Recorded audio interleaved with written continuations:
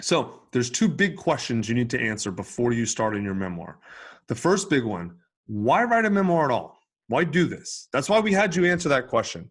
But I want to kind of go through this a little bit and help you understand a few things I think. I believe everyone on earth should write a memoir. Seriously, I really do. And so the big question obviously is why? Why do I believe that? Because I believe that your story matters. I believe every single person's story matters, including you. And I think it matters in ways you could never imagine. If you know it matters, cool, great, I'm with you. But I think it can, even if you don't believe that or you're not sure, I'm going to tell this story again. If you were here the first day, you heard the story. If you weren't, I'm going to tell it quickly. So basically, the guy on my right is my father with the darker hair. The guy all the way on the other side of the picture on my left is my grandfather with the lighter mustache. And then the woman in the middle is my great-grandmother. So my dad was raised Catholic. My grandfather was raised Catholic. My great-grandmother is a Hungarian immigrant. She came over pregnant with her husband, my great-grandfather, who died. He was not alive by the time this pic was taken. They came over. It was around World War I, a little bit before. There was one of the multiple persecutions that was going on in Hungary at the time, and she never really talked about it. They just called it unpleasant and that they left, and they moved to LA, and my grandfather was born, and they raised him Catholic, and then that's it. And then a couple years ago, I took a 23andMe test and realized that I was a quarter Ashkenazi Jew, and my dad was 50% Ashkenazi Jew, and my grandfather was 100% Ashkenazi Jew, and no one in our family had any idea. Because the woman you're seeing was full Ashkenazi Jew, as was her husband. They didn't leave just general persecution. They left very specific anti-Semitic Jewish persecution. This was before, obviously, the Holocaust, because this is World War I-ish. But there were a lot of other persecutions of Jews. That was just the worst. And so it turns out my family's Jewish, and we had no idea. I don't know what I would pay to have her story. It's a lot, though, and it's gone forever, and I'm never going to get it.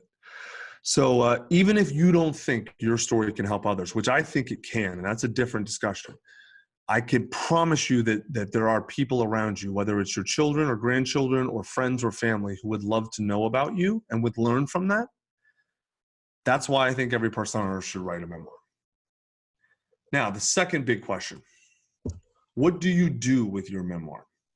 Right? Because there's a lot of people get hung up on this. They want to learn about themselves, explore themselves, but there's a lot of issues around that. We're going to get to those in a second, but I want to actually create a new frame for you. Most people don't understand there are four big options that four uses for a memoir. The first option, and I think a lot of you will do this, and it's totally valid, is that you will write your memoir for yourself and then decide never to print it or show it to anyone. That is a totally valid choice if that's what you want. And you don't have to make this choice now. We're going to talk about that more in a second. But it is a totally valid thing to write your memoir only for self-exploration, only for bringing up old emotions, only for getting past them, only for understanding yourself, and just say, I'm going to put it in a drawer and that's it. I'll give you a really good example of someone who did this. I just thought about this. Hold on. Someone who's real famous. He wrote his book. He wrote his memoir. He's arguably the most famous American writer of all time. Wrote his memoir, put it in a safe deposit box, said this won't be published till 100 years after I was born. You guys know who I'm talking about? Mark Twain. This is volume 1. Volume 2 is on the shelf. He wrote a massive autobiography, didn't publish it, put it in a safe deposit box, and gave instructions for it not to be published till 100 years after his death. So that's not even this option. You just don't even publish it, but this is an option. Know that. Number 2, write your memoir and have less than 10 copies printed for your closest family or friends. This is also an option. You are more than welcome to write it only for a select number. It doesn't have to be your whole family. Let's just say show it to one person or 2 people. I just put 10 copies up as an example. It can be a small number of copies. The way that publishing works now, you can cheaply and effectively print very limited numbers of copies and know for a fact it's never going to get out. Second option. Third option, you can write your memoir and print 50 copies, let's say for extended friends and family, as sort of a gift for the people, you care about. The option 2 is like, I'm only going to show to a few people and not other people in my family. Option 3 is I'm going to share with my whole family. Also cool. Like, you don't have to invest in a massive publishing campaign and do all kinds of stuff. And you don't have to do that to take value from a memoir. Like I said, I would pay, a lot of money for my great-grandmother's story. Probably no one else would. I mean, maybe if she could write really well, if it was something like Diary of Anne Frank or something, if it was a really compelling story, maybe other people would want to hear it and it was well written. But I would pay 100 or 1,000 or 1,000,000 times what almost anyone else would pay. Fourth option. This is the one that a lot of people expect you have to do, but you don't. You can go all out. You can write it and then fully publish it and release it to the world the way that Mark Twain did after his death, or the way that a lot of people do, like put it on Amazon, make it a thing, right? It's totally possible. But that is only one of 4 options, and do not expect or think or anticipate you have to do that. You don't, okay? All right, putting off the publishing decision. So this is a big thing. We don't actually normally, if you were here yesterday afternoon, we did the fear exercise, working through fear. We're not going to do that with you guys today, because there is a simple frame that you can use that can eliminate almost all your fear for writing a memoir. Which, by the way, does writing your memoir seem scary? I'm just telling you, I'm writing mine right now. If it's not scary, and if you aren't in some way, shape, or form a little bit afraid, then you are lying to yourself probably, or you just don't feel emotions, one or the other. Almost all of your fears can let go with this reframe. You don't have to make the decision on how to publish this yet. You don't have to you got 4 options. You don't have to pick which one. It's not even on the template. I'm not asking you to pick, right? Now let me walk through this a little bit. You don't have to do it till you're done with your vomit draft. If you weren't here yesterday, you don't know what vomit draft means. I'm going to teach you in a minute, or later on this afternoon. Right now, all you're committing to is writing your memoir. Now, in our we call our memoir workshop One Last Book. We like to call it Uncovering and Writing Your Truth, right? Because I believe, and we'll talk about this at the very end of today, I believe it's not worth writing a memoir if you're not going to write the truth. If you're just going to bullshit, don't do it. Like, that's the only reason. Like, none of you, I didn't see it in the comments, none of you said, I'm writing this memoir so I can bullshit myself and other people and reinforce lies. I didn't see that, thank God. That would have been the one thing I would have called out. The reason to write a memoir is to uncover and write your truth, okay? And in order to do that, the easiest way for most people to do that is to write it as if no one will ever read it. So you're writing it as if you're picking option 1 right now, that no one will ever read this. You're writing this for yourself only, right? You can decide to move to option 2, 3, or 4 later. Publish for a small number of people, publish for your whole family and friends, publish for the world. But right now, you're writing as if this is only for you. Because no matter what you decide, whether you stay with option 1 or you add 2, 3, or 4, you're still going to get a lot of benefit. You're going to get all the therapeutic benefit we talked about. You're going to get the emotional benefit of working through all these issues. I cannot tell you how many times. I was doing it last night, man. I was working through writing something, and I nearly started crying writing it. Which, if any of you know the stuff I used to write, you're probably laughing about, but it's just fucking true, man. It's just what happened. You're going to get a lot of clarity on your life. If you really commit to uncovering and writing your truth, you will get clear on many, many, many things that you are not clear about now.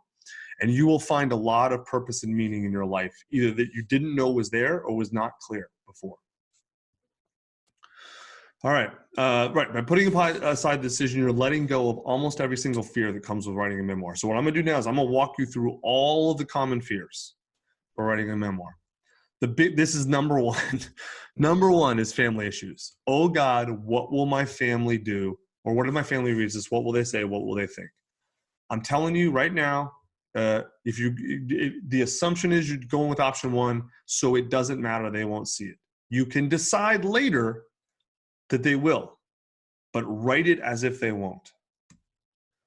Number 2, legal issues. What if I get sued for saying this? And I will tell you, as someone who has been sued 3 times now for things that I have written, and I've won all 3 cases because I told the truth, being sued is no joke. Like, it's a pain in the ass. You do not want to be sued if you can avoid it. Legal issues are real issues with memoirs.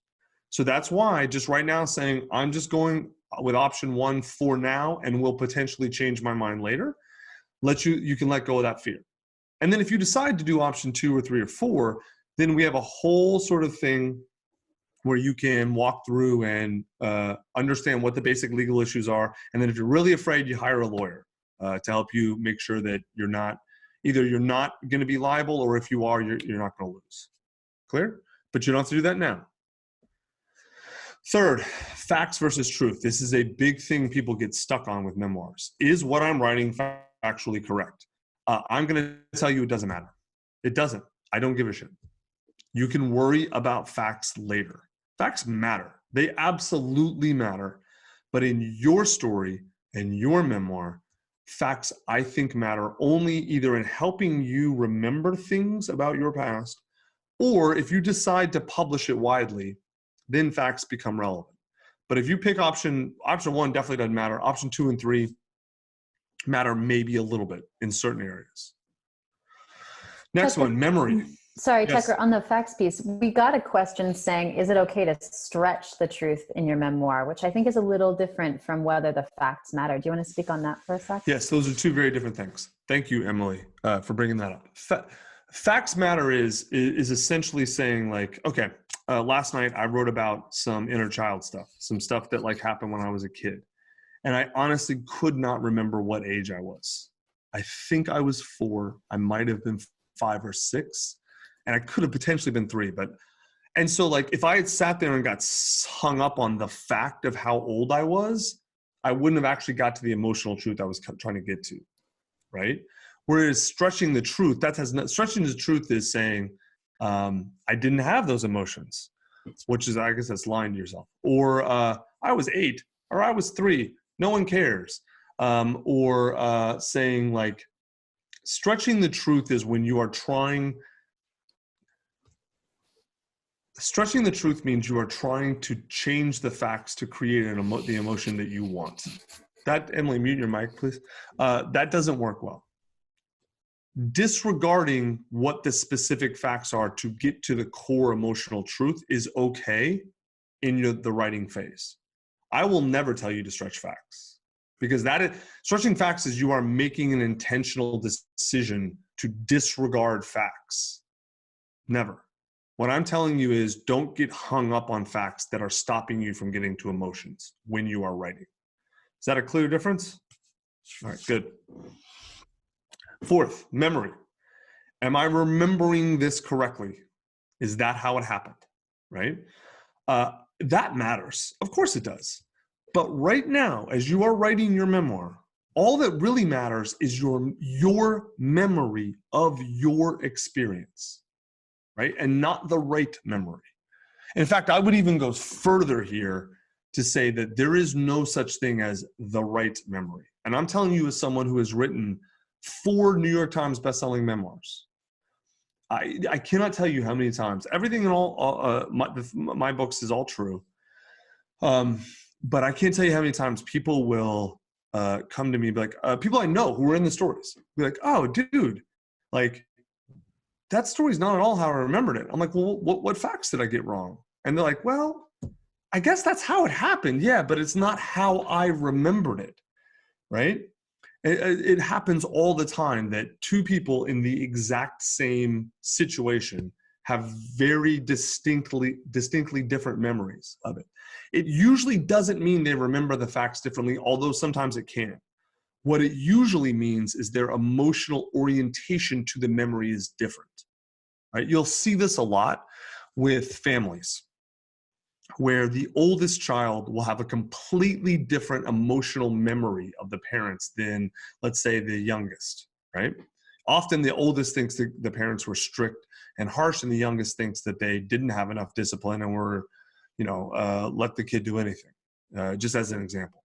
And even though they grew up in the same household, and let's say they overlap for most of their life, their perspective, their emotional orientation of the memory is very different, right? Fifth, publishing. How do I get a publishing deal? Again, let that go because you haven't decided on that yet. It's not important right now. You're taking option 1 as you write. 2, 3, and 4 you'll figure out later once you're done and you decide what you're going to do. 6, audience. Who's going to read this? For right now, it doesn't matter. Because even if you think let's say you're just absolutely convinced I'm going to do option 3, or you're convinced I'm going to do option 4, right? If you write with your audience in mind, you will censor yourself. You will not tell the truth. And I'm telling you as someone who is famous for telling the truth. The reason you want to know why I sold millions of books? There were 2 reasons. Only 2 reasons. I made sure my books were very entertaining, and I told the truth. My truth. Yeah, because there's no such thing as the truth. At least no human has access to quote the truth. I told my truth, and I made sure the book was entertaining.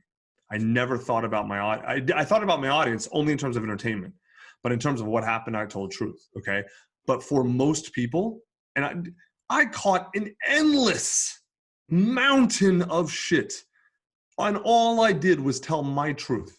I did this. I felt this. That's it.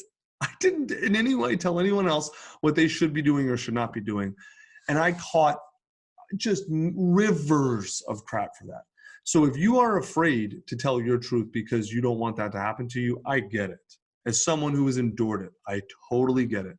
From the root of my soul, I get your fear, right? I chose to stand up and speak my truth, and I got the benefits and the detriments of it, right?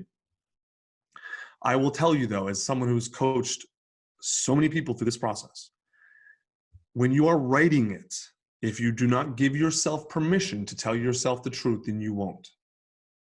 And this is if you cannot tell yourself the truth, then you can't live. And we're going to talk about that deeply at the end of this when we talk about truth, when McKernan's on. But thinking about audience will automatically make you censor yourself. So to bring it back to my point, when I was writing, first I wrote my whole truth. Then I would go back and edit for entertainment.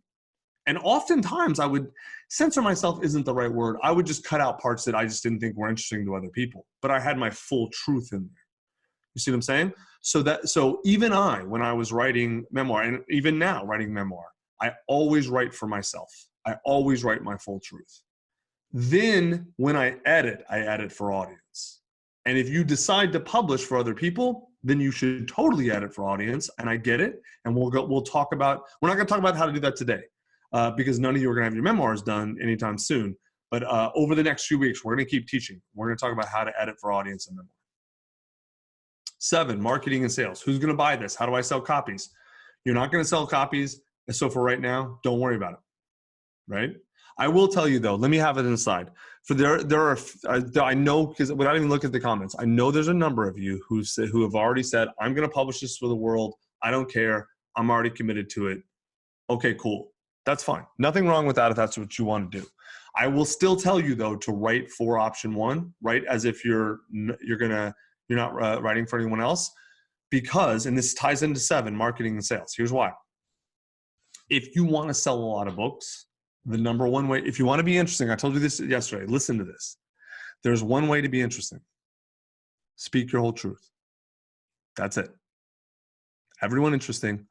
What is interesting about them is that they stand up and speak their truth. That's it. Right? So if you want to sell a lot of memoirs, if you want to give yourself a shot to sell a lot of memoirs, it begins with speaking your whole truth. Now, then there's other things too that they're going to influence it, but all of them. I have a whole shelf over here. You can't see them. The memoir shelf is here. It's this, it's most of that whole wall. About half that whole wall, actually. Every single book on there is someone speaking truth. And it may not be their whole truth, but like what their book is about. They speak truth in their book, okay? So if you actually care about marketing and sales, if you're committed to 4, you're still going to write as if you're writing only for yourself because that's the best way to tell your whole truth. 8, writing. A lot of people have a fear. I'm not good enough at writing. That whole fear is judgment. So you let that go, doesn't matter. No one cares. The point is that you're writing your truth, not that it looks good. Number 9, self-judgment. What if it sucks and people don't like me or judge me? They can't, because right now, as you write, you're only writing for yourself and no one else. And then 10, selfishness. Is writing about my life selfish? Raise your hand if you think that. I don't, so I'm going to actually keep my hand down. That's one of the few things I don't. So I will argue this. If any of you think this, or you know anyone famous who thinks it, I'm happy to do an endless debate with them, and I will crush them on this. I believe writing your truth is self-love and self-care. And it is the opposite of selfish in the term of selfishness in the sense of toxic to others, or selfish in the sense of damaging to others. It is selfish in the sense that, yes, it is self-care and self-love, absolutely. But I believe self-care and self-love are the foundation of most good for people. Not narcissism, different. All right. So the whole point of that whole section is, no matter what you're going to do with your memoir, write it as if no one will ever read it. Then decide later whether to publish it. And based on your decision, that determines how you edit it. Does that make sense?